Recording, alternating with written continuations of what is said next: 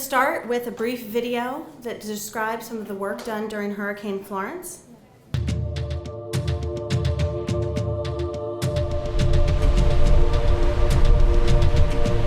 mean, just a couple of days before Florence hit, it was gorgeous out. And just seeing the kind of devastation it can cause and how many lives it can affect it's really humbling. It wasn't necessarily as much wind destruction as there have been in other hurricanes, but just the water damage. And I mean, it sat over this whole area for 3 days, just dumping water. Wow. Look at all this. There's one neighborhood in Hampstead called Cross Creek. Everybody had all their stuff pulled out. And just knowing that these people didn't have anywhere to go, it was nothing like I've ever seen before. We were able to kind of pull up the bootstraps. But when you talk about the vibrancy of the community, we're just getting back because there's so many homes destroyed. But, you know, thanks to the clinic, help is coming. I really wanted to do whatever I could to help. You know, these people who have been through these disasters like this, they just, you know, they don't know where else to turn. Some of the people that I spoke to, I mean, they don't have the money for an attorney. They don't have the knowledge of what kind of resources are out there. In an emergency situation like a hurricane, Legal Aid of North Carolina simply cannot meet the needs of everyone impacted by a storm. And after Florence, volunteers helped by taking cases pro bono, by staffing one of the hotlines that we used, and by attending clinics where they help people on site. The nice thing about the Disaster Recovery Center and the FEMA appeal clinics is it's a specific structure that's already in place. So you have training on how to do the work, you have clients who are set up to meet with you, and it's such an easy way to give your time. I went from 3 denials to we're processing your application and we'll talk to you about it. You know, we were so down right after this happened, and to be able to take those steps and see those small changes, it was a great feeling. I'm glad I was part of it. We rely on volunteers to help us get the work done and to serve as many people as we possibly can. And I think that that's our job, is that we need to educate the public, let them know what resources are available, and do whatever we can to help at no cost. We need you. We absolutely do. Having that workshop and that my particular attorney changed the game for me.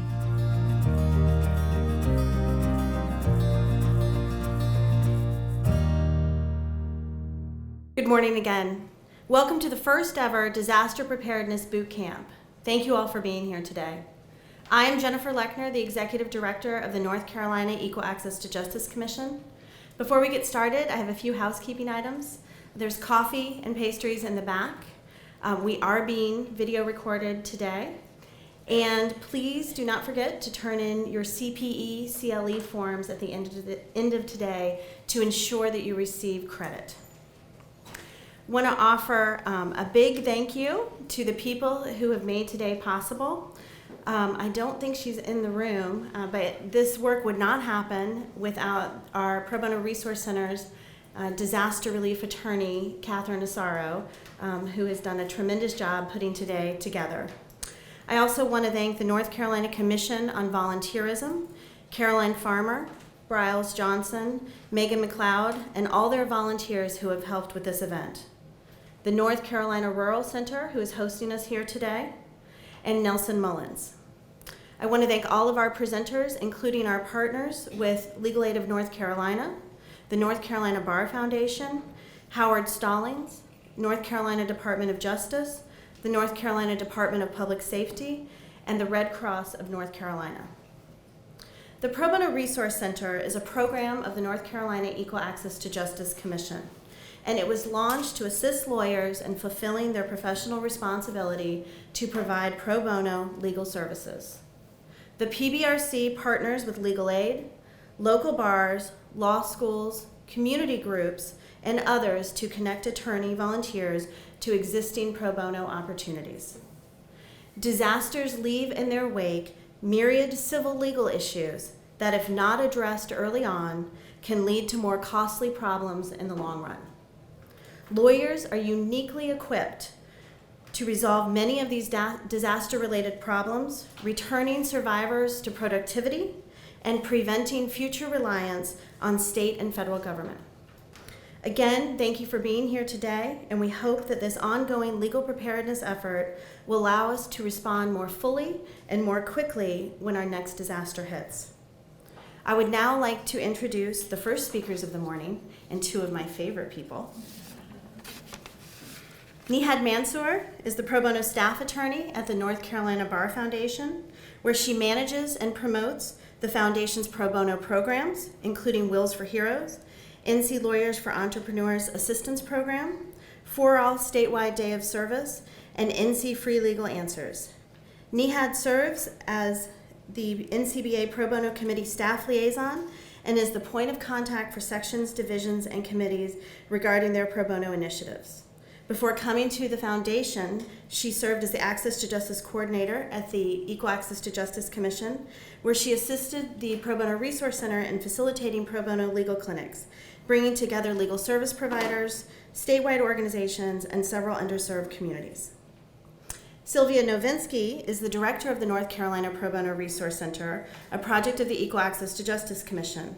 Sylvia is tasked with supervising all of the Pro Bono Resource Center's activities, including serving as a clearinghouse for pro bono projects across the state, managing pro bono reporting and recognition, facilitating impactful pro bono projects which directly serve North Carolinians who would not otherwise have representation, uplifting the work of legal aid and other legal nonprofits, coordinating trainings and CLEs for attorney volunteers. Welcome to you both.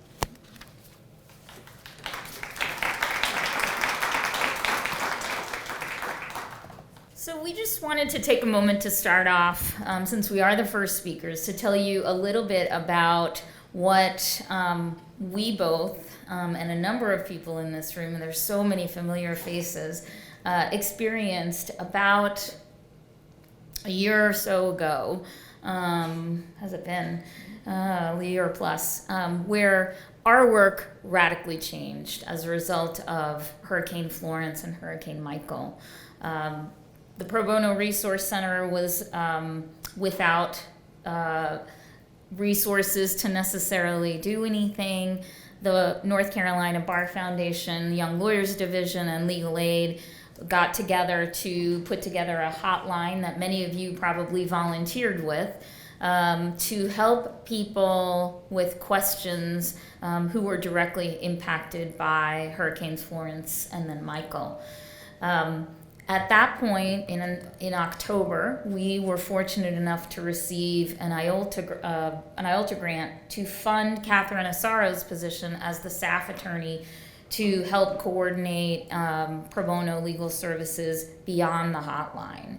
And Legal Aid, the Bar Foundation, Young Lawyers Division, and the Pro Bono Resource Center really developed what we think to be an amazing partnership after that.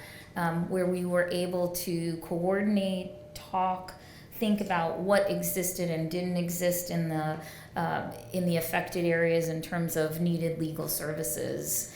And so there are many people in this room that are going to be seeing and hearing familiar experiences both on the video and what we talk about. And this really, it takes a village, and we are so, so grateful for everyone in this room that either has volunteered or is now willing to volunteer, because it really shows that we're all coming together to help North Carolina when it's needed most. So we'll start off with the ethics portion of our presentation. So I'm going to hand it over to Nihad, and we're going to be back and forth talking to you about this. Yeah. Thank you all for being here today, and thanks Sylvia again for introducing and talking more about the background. So we're going to get right in. We're going to get started here. So fulfilling your ethical responsibilities of pro bono service.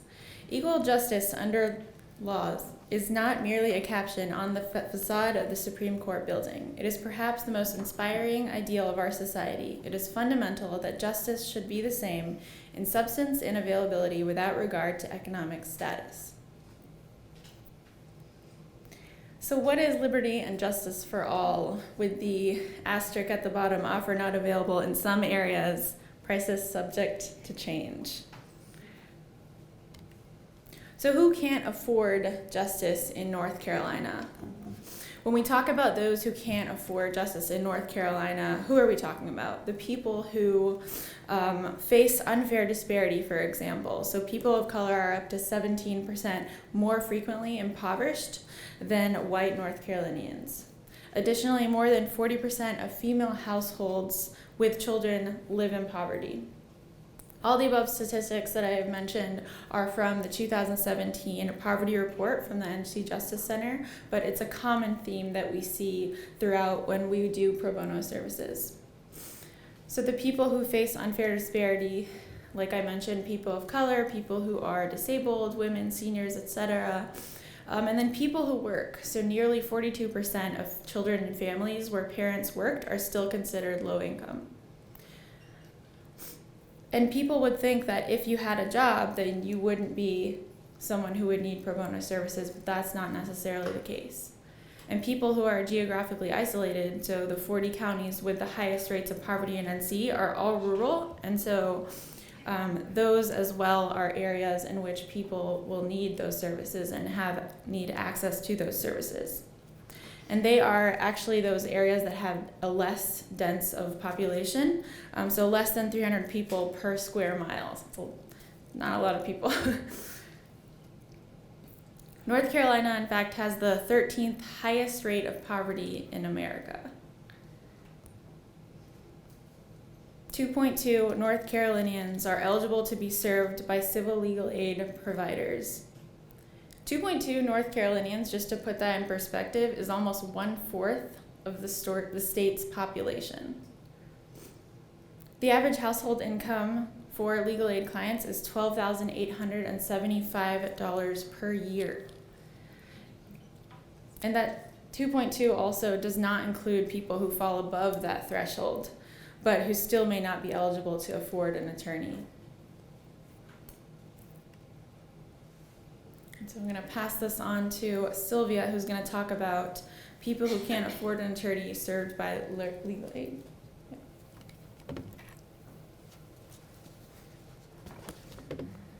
So what we want to emphasize here is that this is both an access issue and a results issue, right?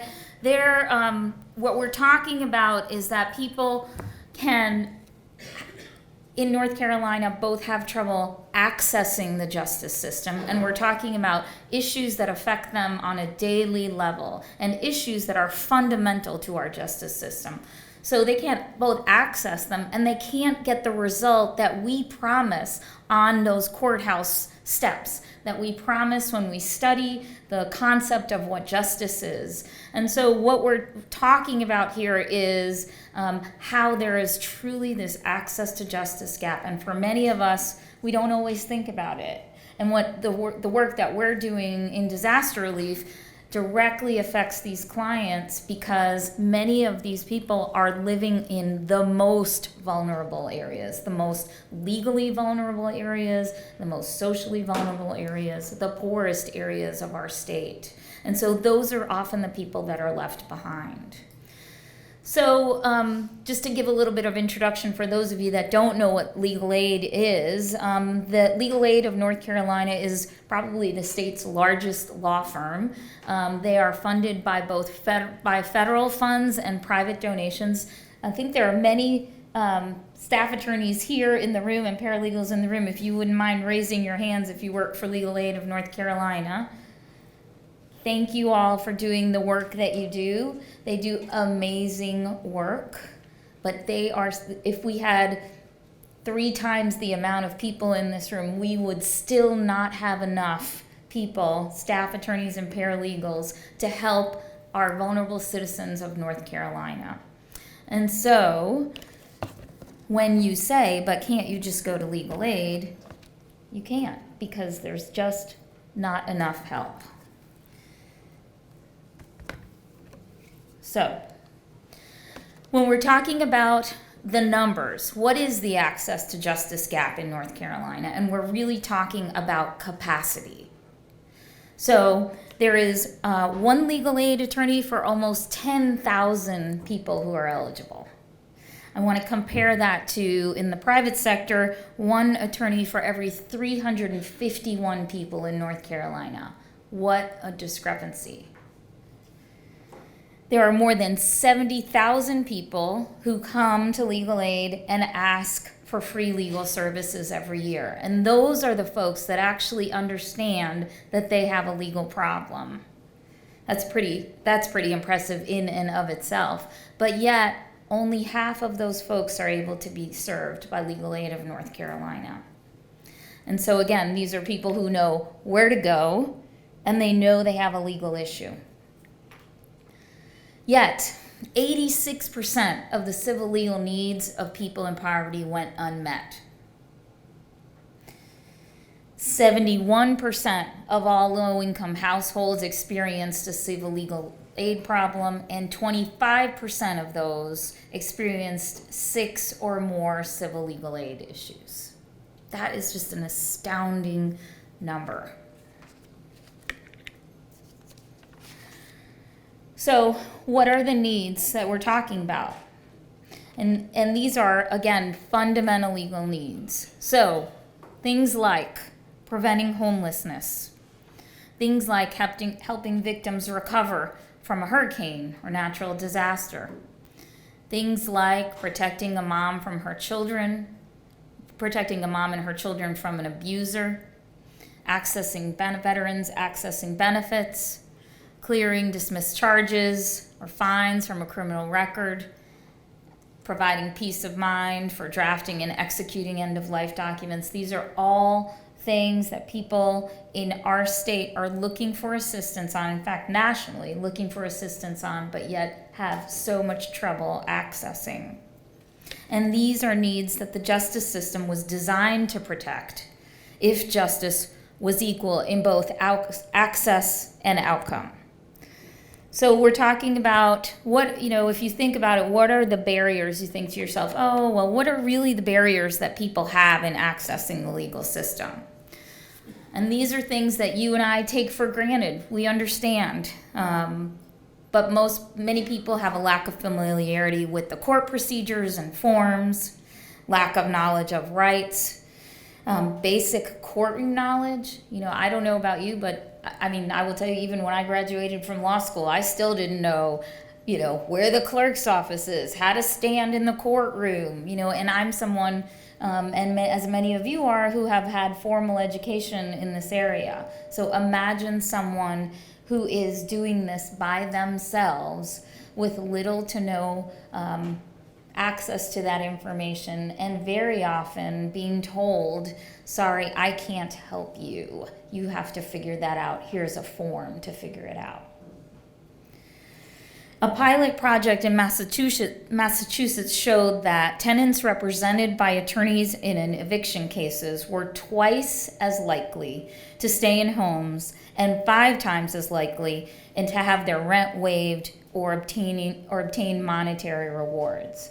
So what we know is that representation counts. It helps, it counts, it has better outcomes than people navigating the system on their own.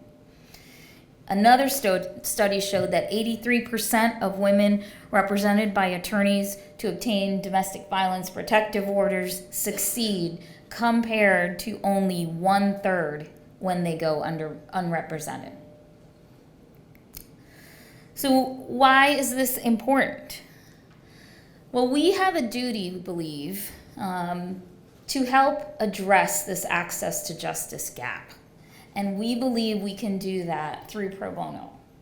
In 2010, the State Bar adopted Rule 6.1. Many of us in this room worked on that tirelessly, and we're very proud of North Carolina for adopting it.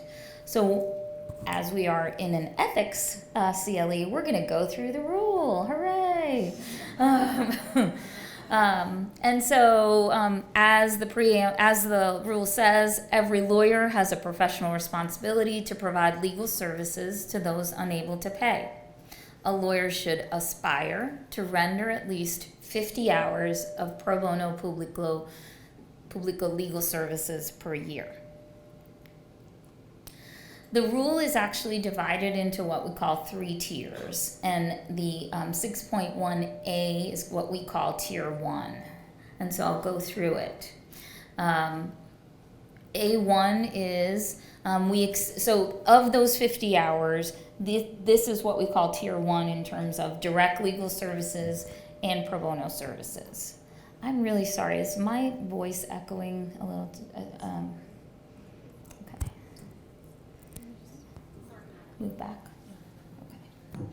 So 6.1A1, that is legal services to persons of limited means. And what the rule is designed to be directly comparable to in terms of limited means is legal aid's definition of limited means and the federal poverty guideline of limited means, which could be anywhere from 125% to very often 200, and in some cases 400% of the poverty guidelines. But the main idea behind this is that you are providing legal services without expectation of a fee. So this is not someone who has uncollectibles, right? That's just bad business practice. But this is someone where you go into the relationship and really don't expect to be paid, and that is true pro bono legal services. I will say that in some cases, there are attorney's fees. Attorneys go into pro bono cases, and there are attorney fees that statutorily come to them or for other reasons, and that's fine. But the expectation is that you enter into the relationship without an expectation of a fee. A2 is organizations that are designed to meet the needs of A1. So organizations that provide legal services to those of limited means. And that may be something you're working with an organization that provides legal services to those of limited means. A3, again, this is the 50-hour piece, is organizations that seek to address the systems that impact those in A1, or A2 organizations that can't afford to pay for those legal services themselves. And so we'll talk a little bit more about these 50 hours and reporting. We have a voluntary reporting system here in North Carolina, but when we talk about that reporting, we're really referring to these 6.A1, 2, and 3. So the rules of professional responsibility also encourage lawyers to do other work, and that is 6.1B1, providing legal services at a substantially reduced rate. What we often call low bono, the idea of less than market rate, but substantially less than market rate. And so the rules encourage that as well. And of course, the rules encourage participation in activities for improving the law, the legal system, or the profession. And that examples of that are serving on bar association committees, being on the board of a legal services organization, serving as a CLE presenter. So those are all things that the rules encourage as well.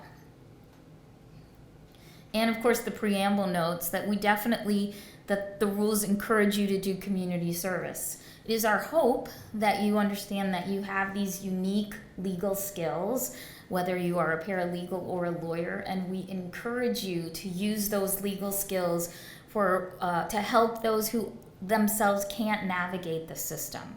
So it's always going to be our hope that although you enjoy doing community service, that you will also do pro bono legal service. And then finally, and this is an and not an or, the rules encourage lawyers to financially contribute to those civil legal aid providers. And so Legal Aid of North Carolina, if you're in Charlotte, the Charlotte Center for Legal Advocacy, and if you are in the Asheville area, the western part of the state, Physical Legal Services. And so those are, that's the rules portion. Hopefully it wasn't too painful. You got your 1 hour of CLE credit in a little bit of one. But those are basically the rules. And we encourage you to ask us any questions at the end about the rules, but I'm going to pass it on to Nihad to talk about what's next. And so, do you want to ask the question of why do they do pro bono? Is that the first one? Yeah, let's go. Yeah, so the next slide is that. So I'm going to ask them why they do pro bono. All right, awesome. So I'm going to ask you why you do pro bono. What are some reasons why you yourself or your groups engage in pro bono work? Just a couple answers. Help our neighbors. To help our neighbors, She said to me, it's fun. To be kind. Oh, to be And kind. responsive. to be kind. To do good work with other colleagues. To do good with work with other colleagues. To give back. To give back. Yes. One more. Those are pretty touchy-feely kind of things. Let's Let's just dig deep. Let's There's some selfish reasons. All right. To gain experience in areas where you don't practice. build the skill set. Nice. Yep. Well, as paralegals, we can't provide legal new services, so it's a way for us to be able to give back in a way that's fulfilling to us as paralegals as well as contribute to that, another way to contribute. Yeah. Finding a way to engage with the profession in that way. Awesome. Well, as you all are very aware, pro bono is great. There are a lot of good reasons to do it, and everyone feels good doing it. There are a lot of reasons why attorneys want to do pro bono. I always say this at our professionalism for new attorneys with law students. You've done it in law school, and all the benefits that it provided for you in law school, whether it was the good feeling, the confidence, you know, meeting other attorneys, learning a new skill, figuring out what you like, what you don't like, it's not going to stop after you just graduate. Yeah, it's going to keep being that resource for you, and that's one of the beauties of pro bono, is that it will never stop teaching you. As you you give back, it will give so much to you as well. So off of that, we're just going to go right into an ABA report that was done in 2018. So they surveyed attorneys who do pro bono work in the United States, and what they found was that the top 3 reasons that attorneys actually didn't do pro bono was, the most common answers were that they had a lack of time and a lack of skill, and the lack of malpractice insurance as well. So those 3 things are often the barriers to pro bono, and those are the things that we think about as providers when we are creating our pro bono projects and figuring out our pro bono programs, because we want to combat those issues. You know, when we develop pro bono programs, and at the Bar Foundation, the Pro Bono Research Center, when legal aids programs, like we have the training for people who may be unfamiliar with the program, or that skill set, that limited scope service. Also, we try to make it limited scope representation, so it's not going to be 10 years of your life you're doing this one case.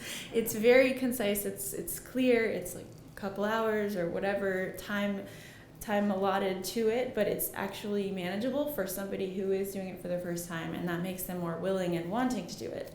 And also the malpractice insurance. When you work with legal aid providers or the legal service providers across the state, their organizations, they have malpractice insurance. So the Bar Foundation, we also have malpractice insurance that we provide to our volunteers. Pro Bono Research Center has malpractice insurance they provide to their volunteers. So we want to break down these barriers and get people engaged without having to think about, oh no, I don't have malpractice insurance, because most people don't know this, but their general malpractice insurance does not cover pro bono services often, most of the time. And so that's why we have to think about that malpractice insurance piece. And 80.6% of those who were surveyed in this report actually said that they believe pro bono is important or very important. So a lot of people want to do pro bono. Attorneys want to do this work. They want to do good work, and a lot of them actually mentioned that, actually 3/4 of them mentioned that those pro bono opportunities found them, as opposed to them finding that pro bono opportunity. So that's a really interesting piece of it, because actually 7 out of 10 people who were approached by legal aid or the Bar Association to do pro bono took advantage of that opportunity. So people want to do pro bono, they just want it they just need to find it. They want it to be easy, or they want it to come to them and be packaged, and that's okay. If that's what it takes, we're going to do it. Because that's what we're here for. We want to bridge that gap. So the reasons to do pro bono, we just, you mentioned a lot of these, but improving access to justice, reducing social inequities, feeling like a good person, gaining that legal experience, marketing your practice or your firm, upholding our profession. So these are all benefits of pro bono, and they will continue to be the benefits of pro bono, meeting others in your network, in your groups, learning from different people, engaging with people you've never, you didn't know from. You learn so many things from your pro bono experiences. Like, often I think back on all my pro bono work, and that's what I remember. I don't remember especially when I was in law school, I don't remember the books as much as I do when I was meeting with somebody in a pro bono experience, in Cherokee or wherever we were, doing that will for somebody who wanted to make sure that his 5 chickens were able to go to who he wanted them to go to. So these things that matter, you get that with pro bono, and that's the beautiful part of being a part of this work and this profession, is when you do pro bono, you get to see the goodness of our profession in real life, and that's a beautiful thing. So again, why we do pro bono, we want to make sure that we feel good. Like, it's a good feeling. It reminds you why you are an attorney, and when things get rough, do pro bono. In my lowest points in my life, after I failed the bar exam the first time, what did I do? Pro bono. Even though I technically wasn't supposed to. I'm kidding. I did it under the supervision of attorneys, but the whole idea is when you are feeling like you have nothing left and no self-confidence, and you're just so busy and things are just so stressful, that pro bono work can lift you up. And that's what it's always done for me, and I know that you probably have similar experiences in that way. So what are the pro bono goals that we have for attorneys, and what should attorneys aspire to do? Rule 6.1 talks about the details of it. But you personally, as an attorney or as a paralegal or as just a member of the community and the profession, how can you have these goals? We think about goals just like any other goal. Like, you have a goal to go to the gym, 3 times a week, or a goal to eat this 5 times a day. Just something that you are aiming towards, like building that habit, like a pro bono habit. There's this story I just want to mention really quick. So there are 5 attorneys in Randolph County, and we call them the Fantastic 5. But these 5 attorneys have single-handedly taken the domestic violence cases that Legal Aid of North Carolina is unable to take in Randolph County because of budget cuts. So these 5 attorneys rallied around one senior attorney who said, no, we're gonna meet this gap. We're gonna fill this gap. So 5 attorneys are shuffling 1 week every 5 weeks. They are on call. And that person who is on call takes all the leftover cases from legal aid that they can't handle in Randolph County, and they single-handedly have filled that gap. 5 people. Just being on call 1 week every 5 weeks. Think of what people can do when they are working together in more numbers. Like, that's what 5 people can do. Oh my gosh. That's beautiful. And so how can we carve out time to volunteer? Take at least 1 pro bono case per year, volunteer regularly at a help desk or a clinic. Small things. We have a program called Free Legal Answers at the Bar Foundation, and you can answer 1 question on Free Legal Answers whenever you want. Whenever you feel like logging in, answering a question, you could do that. It takes 5 to 10 minutes to answer a question that you know the answer to. So there's just a lot of ways to engage in pro bono and do it in small chunks, make it easier. Other ways to engage are advocating for funding for legal services, to serve as a trainer, and to not wait for that call. So the Pro Bono Resource Center has an amazing website, ncprobono.org, where you can sort and filter by practice areas. You can find opportunities that are limited in time, whatever your preference is, and figure out where it is in the state. It shows how to sign up, where to find it. And so those are ways you can be that self-starter and find the pro bono opportunity before it finds you. Looking at this room, I feel like you all do that, so thank you. But being that inspiration to those other people around you in your life and those other attorneys and those part of the profession who you encounter with is ways that you all can empower those around you. And we appreciate all that you do now to do that. And just to mention, one of our legal aid providers has federal restrictions on legislative advocacy, so they can't actually lobby to the General Assembly for funding for themselves. So that is why we really need to encourage, advocating for funding for legal services, and they need us and we need them. So that's really a big part of it. And then of course, making sure like the firm culture is about pro bono. So a lot of firms may have some, there are hurdles to also doing pro bono in your firms when you're just drowning in work.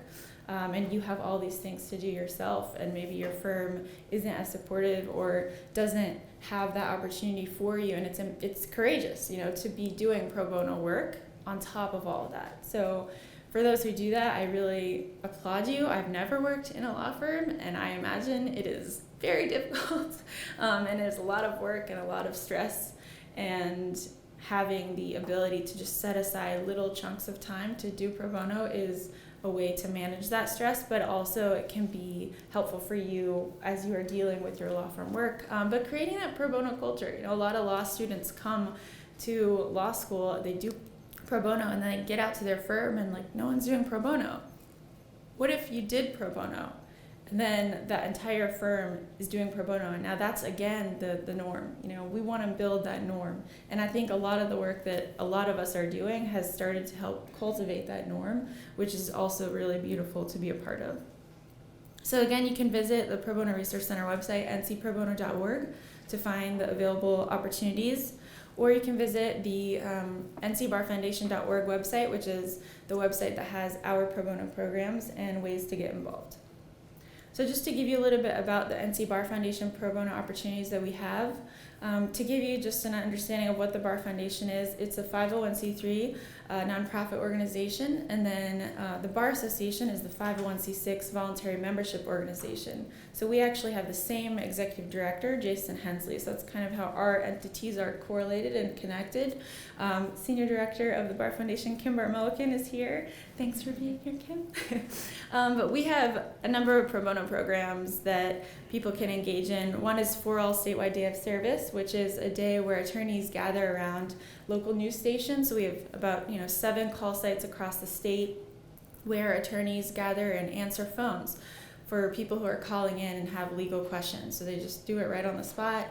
They engage with 10,000 callers. This past year we had 10,000 calls and 10,000 answers. So that's a lot of people who spoke to an attorney. It's a great way to engage. We engaged 500 volunteers that day. So it's one day in March every year.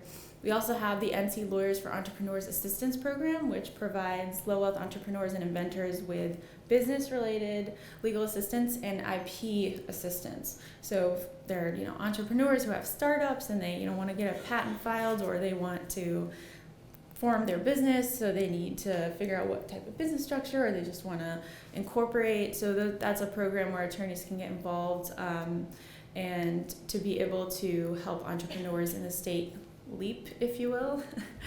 And then our third program is Wills for Heroes, where we provide free estate planning documents to first responders across the state.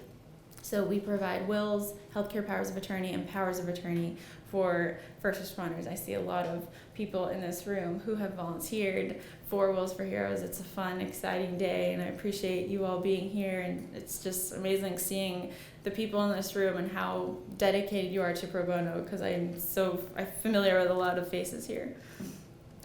And then our last program is NC Free Legal Answers. So this is a national program provided by the American Bar Association that 41 states have adopted now. And so every state that has adopted it has a website. Ours is nc.freelegalanswers.org. And those who are financially eligible, and the financially eligible requirement is that their annual household income is no more than 300% of the federal poverty guidelines.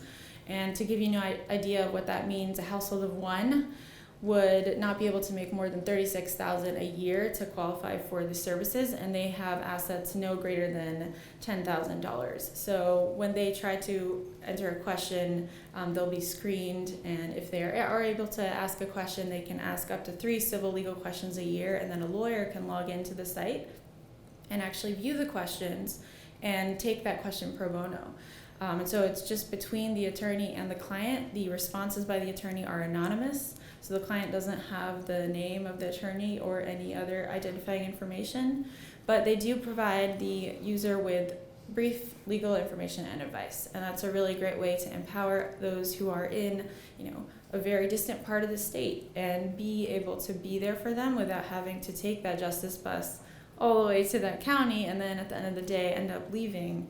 This is a way for them to have access to that. So we've tapped into the libraries and the clerks to give them that resource, and it's been a pretty amazing service. We have about 345 attorneys signed up for that program and have been answering questions. So I'm going to pass it over to Sylvia, and she's going to share more about the opportunities at the Pro Bono Research Center. But thanks for listening.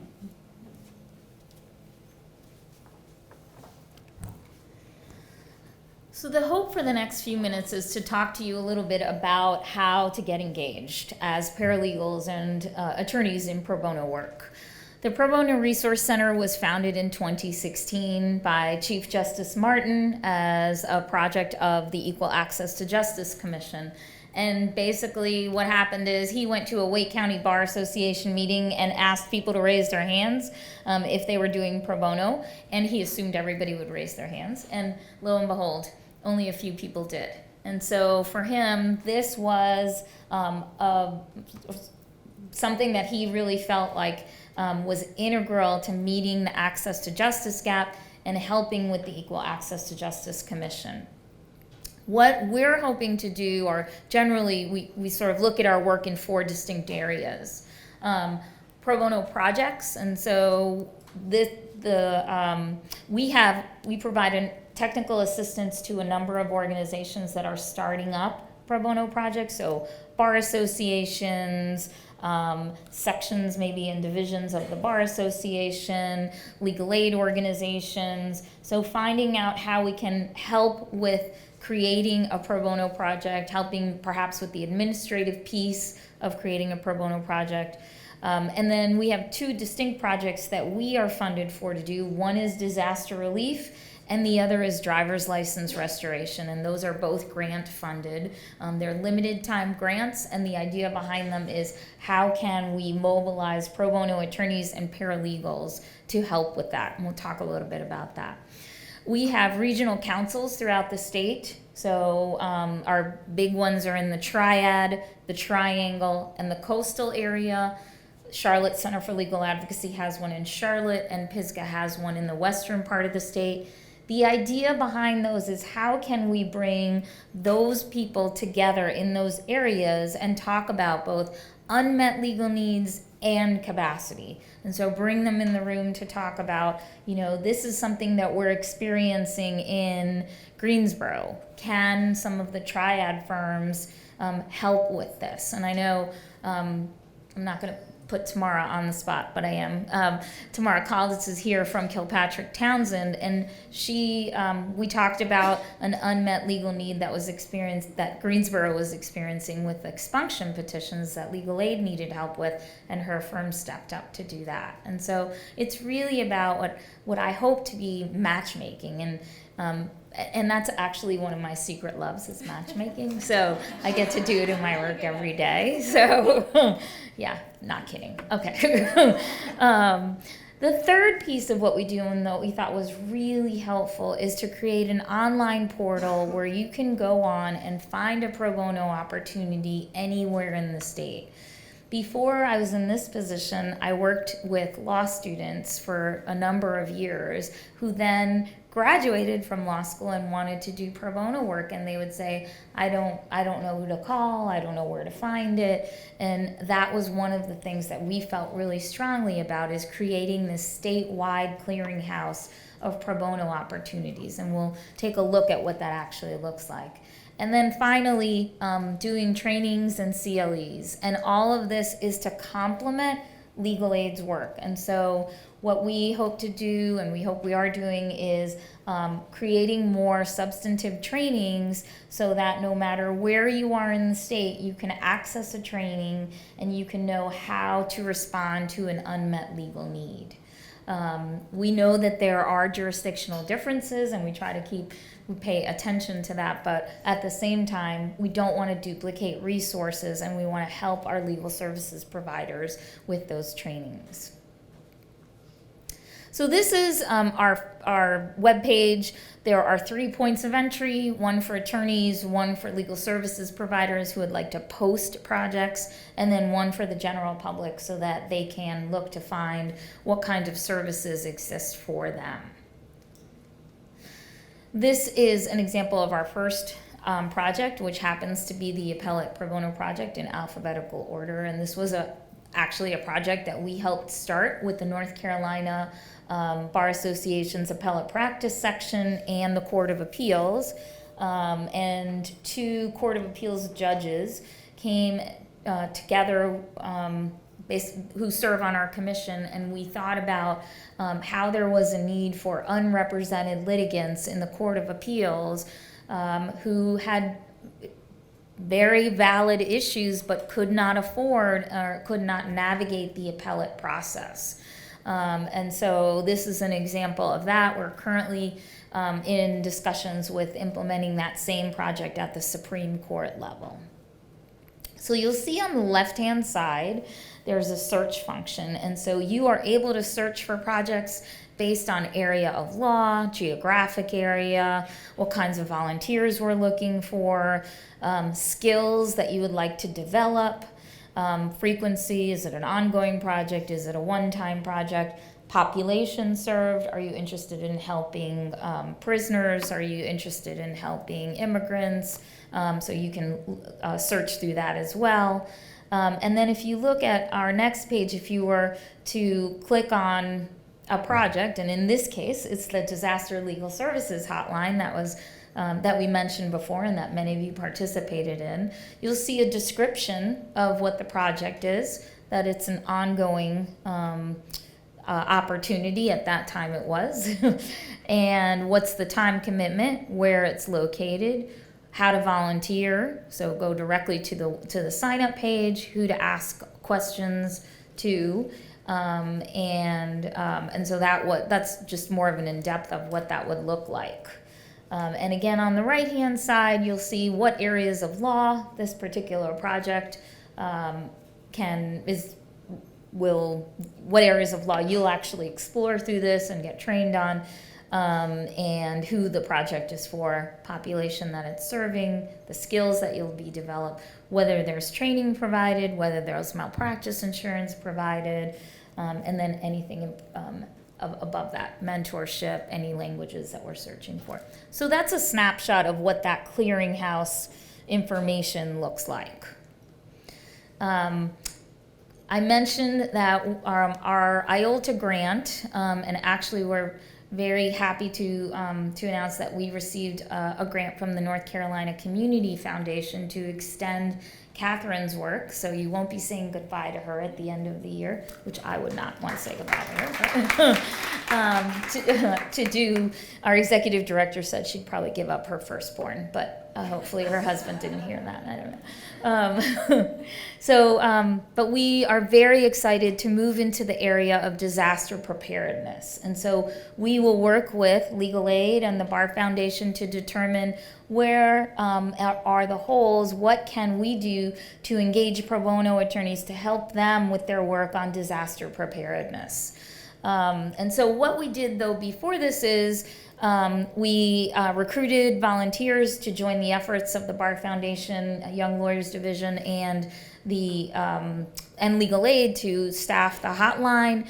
We also were present at disaster recovery centers. I see a familiar face, Catherine. You'll see her actually in a future slide. But we staffed 2 disaster recovery centers that Legal Aid indicated there was a lot of traffic in those areas. The Bar Foundation staffed another recovery center in Wilmington. That was an excellent experience. And how many people in this room actually were at the disaster recovery centers, the DRCs? Okay, so basically what it is, because not everybody is, after there is a federal disaster, they open up buildings, I just remember them, one of them being an old pharmacy, another one was like an old store in a mall, Sears, yeah. And there are a number of services that disaster survivors can walk around and access: medical services, mental health services, housing assistance, and FEMA puts this together, and one of the services that we provided were legal services in conjunction with many providers in this room. So it was a really nice way to just be on the ground talking to people.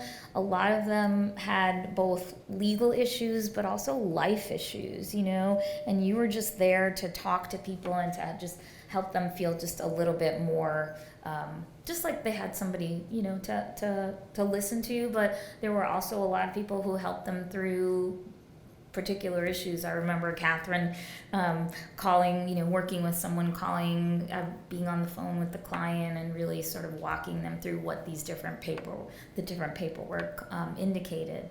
What we also found was that a lot of folks had trouble with FEMA appeals, and so we, Catherine, put together 4 FEMA appeals clinics in the affected areas, and we worked again in conjunction with Legal Aid and with the Bar Foundation to provide FEMA appeals legal assistance. And so we sat down, talked to individuals, explained to them why they were denied, what they needed, and then helped them fill out the appeal paperwork and send that in.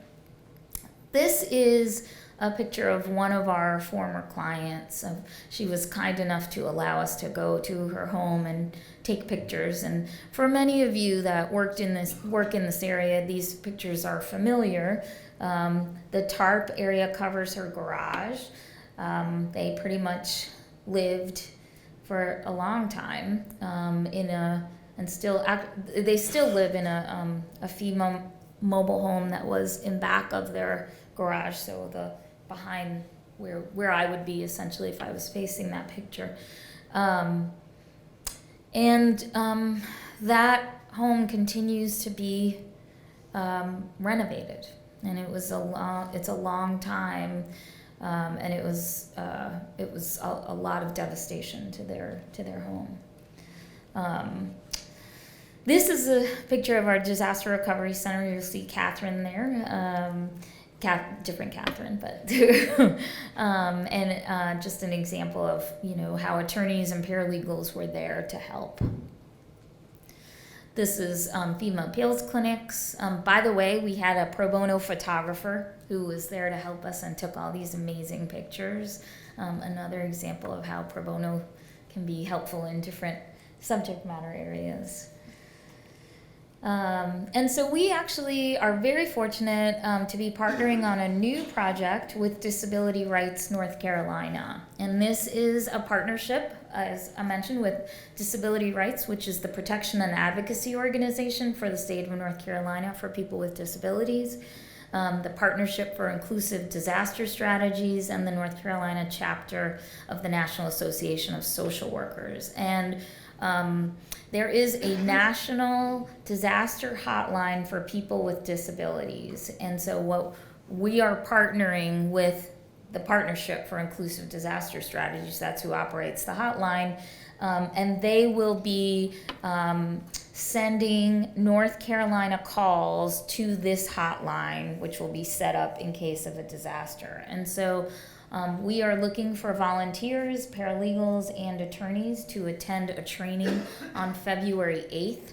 We will send all of you a link to sign up for that training, and you will be trained on how to answer these questions for people who with disabilities who have been impacted by the disasters. And I know for us, we had a lot of issues that came up just even in our FEMA appeals clinics for people with disabilities. And there are things that happen in the throe of the disaster that are pretty much life and death for some people who have disabilities and can't access information and services. So that is something that we wanted to announce to you all. We also have a driver's license restoration project, and that is our other grant-funded work. 1 in 7 people in North Carolina who are eligible to drive have a suspended driver's license. This issue is affecting North Carolinians at a very high rate. And basically what happens is the accumulation of fees and fines prevent an individual from keeping their driver's license. And for many cases, it is a very minor thing, like a seatbelt violation or a speeding ticket that wasn't addressed 10 years ago. And to this date, the person still doesn't have their driver's license. And so because this is such an important statewide issue, a number of organizations have been working on it. We have been working with the Justice Center to work with district attorneys in various parts of the state to do a project essentially we call mass relief, which is the district attorney agrees to a certain time period and essentially says, if you've had your driver's license, I'm giving you an example of 5 years, suspended 5 years or more, and there weren't any safety issues, you can have your driver's license reinstated, but the person has to petition the court in order to do that, which, again, as we talked about earlier, is not something that every person knows how to do. In fact, I will tell you that I didn't know how to do it until I started participating in this project myself. And I'm very, very proud of the work that we've been doing on this project. Lee Waclair, who you'll see walking around, is the staff attorney in charge of that project. We are looking for volunteers for this particular clinic, which is next Friday, the 22nd. Is that a Friday? Yes. I can't keep up. Next Friday, where we'll essentially be doing advice letters for people who are unable to pay. There'll also be client interviews, and again, you're talking to people who have incredibly difficult life stories, talking to them about why they're unable to pay these insurmountable fines that double and triple. I want to talk to you a little bit about pro bono reporting in the last 5 or 7 minutes or so. In 2010, when Rule 6.1 was passed, the Equal Access to Justice Commission was asked to compile information on pro bono. And so we started doing that. We are going to be entering our 4th year of doing voluntary pro bono reporting. So again, it's voluntary pro bono and voluntary pro bono reporting. So don't want anyone to walk out of here thinking anything is mandatory, but it's an aspirational goal. We find that this information is super helpful for us and to talk about with the different providers. We get a sense of where attorneys are doing pro bono, what the areas of gaps are, so what they indicate who they're doing pro bono with. And so it really we hope that at some point it will help us have a critical mass of information. Right now, last year we hit 5% reporting, so while we're happy with that in terms of for any voluntary reporting state, that is a critical milestone, but I will tell you that 5% of a 28,000 member bar is not very much, so keep reporting. Jared Smith, who is one of my colleagues, runs the reporting process. And if you have any questions about it, we're happy to talk to you about it. You will receive an email from the Chief Justice and most likely the state bar president and probably the different providers you're working with through the Bar Foundation as well, reminding you to report. So, and if you want to stay anonymous, you certainly can do that. And again, we're talking about those tier 1 activities that I mentioned earlier. Attorneys who report 50 or more hours will be inducted into the Pro Bono Honor Society that is put together by the Supreme Court and receives a certificate as well for your work honoring that work. So we are coming to the end of our presentation. We would love to answer any questions that you have, and I will repeat your question so that those who will watch this video can hear it. But any questions that folks have? Yes, Charlotte. I'm guilty of not reporting my pro bono. Yeah.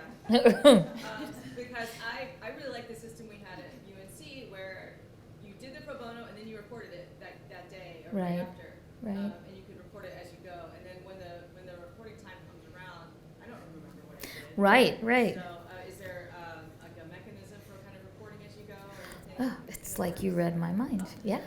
So for those of you that don't have a case management system that allows you to keep track of your pro bono hours, Jared actually created a template that lives on our website where you can download that template and then you can track your hours that way. So maybe it's, so that's what I would recommend. It does require a little bit of, we encourage you to do it at the moment so that you don't have to go back, but I understand the issue, and hopefully that will help address it. Yes? I'm just curious what the expectation is for attorneys who work for something like legal aid in terms of outside of what they do with their job. Right. So the question was, what about the folks that work that are public interest attorneys or public interest paralegals? How does this information apply? And I think the rule is intended for all attorneys to do pro bono work. However, we certainly understand. I understand that your work is just as demanding and often presents conflicts on what you can do and what you can't do.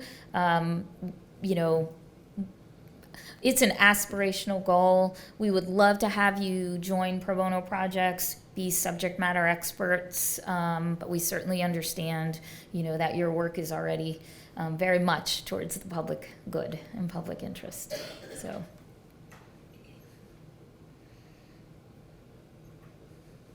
All right, well, I want to make one more plug. Leslie Albritton, I think I saw her in the room, who you will hear more from later, who is one of your legal aid disaster relief point people. There are many staff attorneys, disaster relief staff attorneys in the room. But if you would like to do pro bono work on disaster relief issues, she will point you. In fact, I will send a link out so that you can sign up. But you can harass her as well because there are still a lot of cases that staff attorneys need legal assistance with, and your skills are really, really valuable. So thank you for listening. We appreciate your attendance. I know that it's hard to start off with ethics in the first hour, but you got it under your belt. So.